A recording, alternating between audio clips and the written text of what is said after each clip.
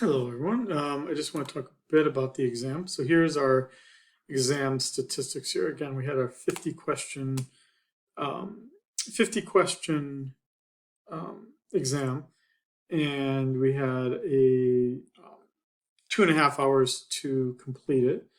And to give you an idea of the statistics that we have for this, so our average score was 69.6. The high score was 88, and the low score was 46. Um, the What this would generally mean that if we were having this class in person, I would generally just give a 10-point curve just to reflect the fact that we're about 10% less than 80. But in this case here, I'm actually going to give us a 12-point curve. That way it makes it so that the person that scored the highest then in some sense has the perfect score. With only 10 people, it can kind of screw up sometimes our mean score. And yeah, we could go into all the median and standard deviations away, but there's only 10 students, so most numbers, our sample size is quite small. So here's generally what I'm going to do for the scores. Is I'm going to add 12% to everyone's score. So everyone gets plus 12. And then the only other thing I can kind of say to this is if we go back to the syllabus, what you see is that, you know, that the exam itself is worth, each of them are worth 30%.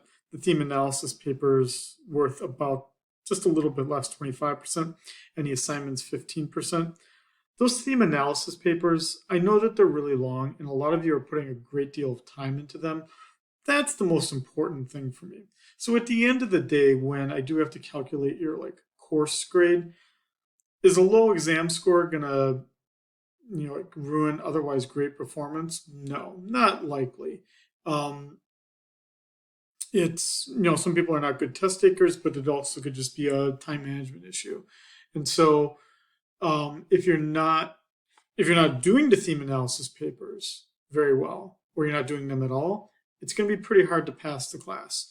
If you do poorly on the exam, I'm either likely to dismiss it or not count it for the 30%. So um, the exams matter, but they don't matter that much if you're doing well on everything else, at least for me. As a WI course, a writing intensive course, those theme analysis papers probably mean the most to me.